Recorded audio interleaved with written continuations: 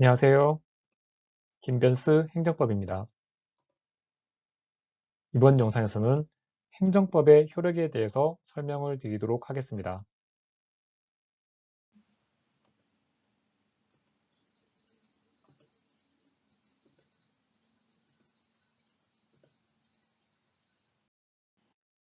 행정법을 조금 더 효과적으로 공부하고 싶으신 분들은 제가 쓴 교재인 이토록 친절한 행정법을 활용하시길 바랍니다. 종이책을 원하시는 분은 북크크라는 사이트를 이용하시면 되고, 전자책을 선호하시는 분은 크몽을 이용하면 되겠습니다. 교재에 대한 보다 상세한 설명은 동영상 아래 설명란의 링크를 참고하시길 바랍니다.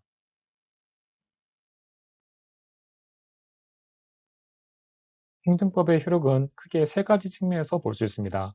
시간적 효력, 지역적 효력, 인적 효력입니다.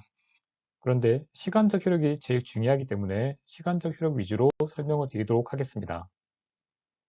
먼저 효력이 언제 발생하는지에 관한 문제입니다.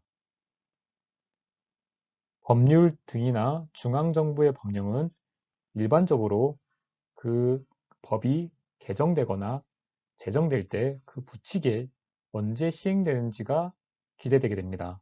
그런데 시행일에 관해서 구체적으로 특별하게 정해놓지 않으면 공포한 날로부터 20일이 경과하면 효력이 발생하게 됩니다. 20일이라는 날짜를 잘 기억해 두시길 바라겠습니다.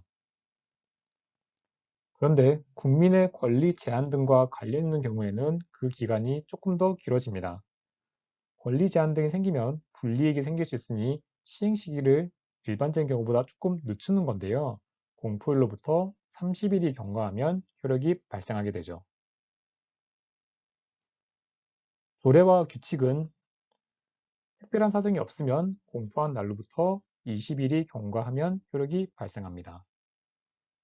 법률은 일반적으로는 20일, 권리 제한이 있는 경우에는 30일, 조례와 규칙은 20일.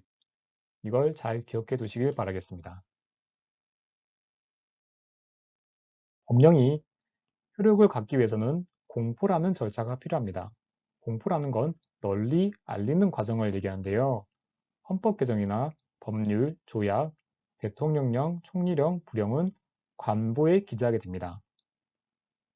관보는 행정기관이 발간하는 잡지 같은 것이라고 보면 되겠습니다. 아래 이미지를 참고하시면 되고요. 관보는 종이로 발행하는 관보와 전자적인 형태로 발행하는 관보 두 가지 형태가 있는데 양자는 모두 효력이 동일하다는 것도 꼭 챙겨두시길 바라겠습니다.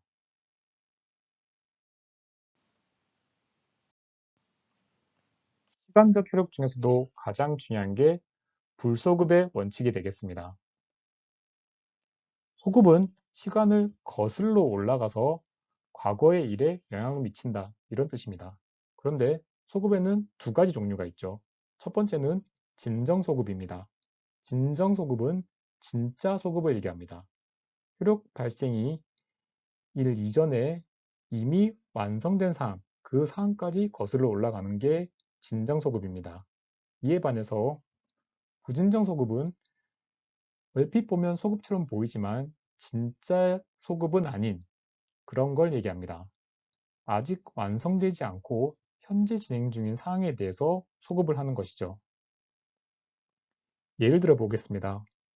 어느 대학교에서 졸업 여건으로 토익 700점 이상을 맞아야 된다 라는 걸 정해놓는 걸 가정해 보겠습니다.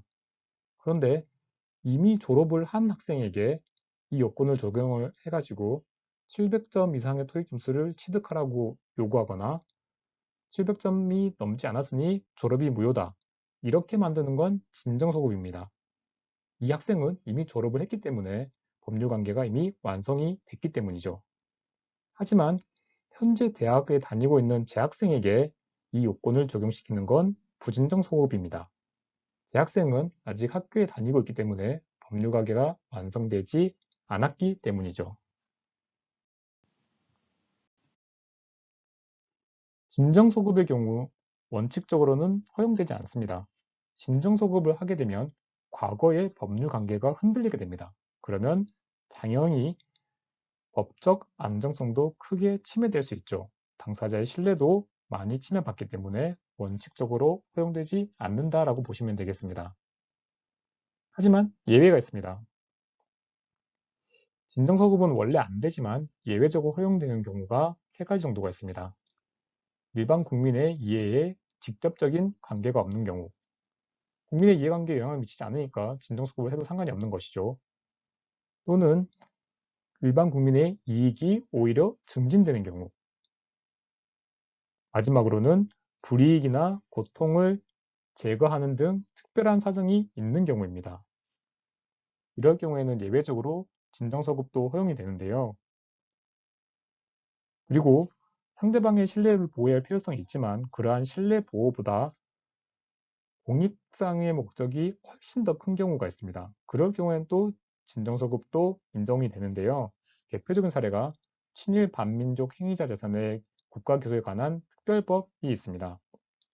이 법은 이미 친일 반민족 행위자의 후손들에게 재산이 다 넘어간 상태에서 그 재산을 국가에 기속시키는 것이기 때문에 진정소급의 일종입니다.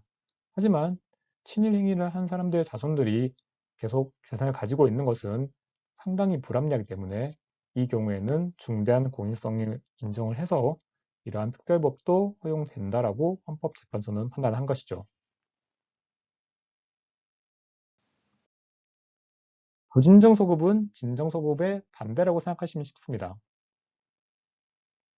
부진정소급을 하더라도 당사자에게 크게 불이익이 생긴다고 말할 수는 없습니다. 그러니 원칙적으로 부진정소급은 인정이 되죠. 하지만 예외적으로 부진정소급이 인정되지 않을 수도 있습니다. 부진정소급도 어쨌든 사익에 영향을 미치게 되고 이렇게 됐을 때 공익과 사익을 비교하게 됩니다. 그래서 부진정소급을 했을 때 사익이 공익보다 훨씬 우월한 경우 이럴 때에는 소급이 되지 않을 수도 있는 것이죠.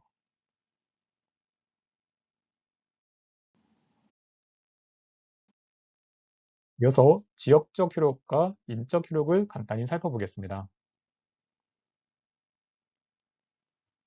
행정법규는 원칙적으로는 그 법규의 제정 권한이 있는 지역에서만 효력이 있습니다. 예를 들면 대통령령이나 부령은 전국적으로 효력을 미치지만 조례는 해당 지방자치단체의 관할구역에 미치는 것이죠. 하지만 예외도 있습니다. 국가의 법률 또는 명령이면서 영토의 일부 지역에만 적용되는 경우도 있습니다. 대표적인 게 제주도 특별자치도의 설치 및 국제자유도시 조성을 위한 특별법이 있고요. 행정법규가 그 제정기관의 본래 관할구역을 넘어서는 그런 경우도 예외적으로 있습니다. 이어서 인적 효력을 살펴보겠습니다. 속지주의 원칙에 따라서 행정법규는 당해 지역 안에 있는 사람에게 적용이 됩니다. 그게 원칙이지만 예외가 있습니다. 치외법권을 가진 사람은 우리 행정법에 적용을 받지 않는 것이죠.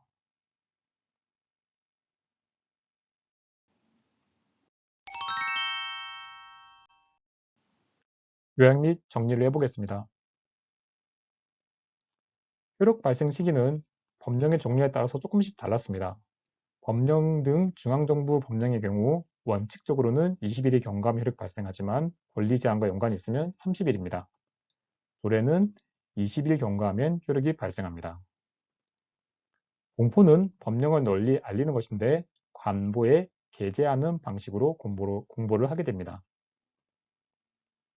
진정소급은 이미 완성된 법률 관계에까지 거슬러 올라가서 효력을 미치는 것인데 원칙적으로는 허용되지 않지만 예외적으로 중대한 공익상의 이유가 있으면 허용이 됩니다. 고진정소급은 원칙적으로 허용되지만 예외적으로 사익 보호성이 큰 경우에는 제한이 될 수 있습니다. 지역적 효력은 법규 제정 권한이 있는 지역적 범위에서 미친다는 것이 원칙이고요. 인적 효력은 속지주의를 원칙으로 하고 있습니다. 끝까지 시청해주셔서 감사합니다.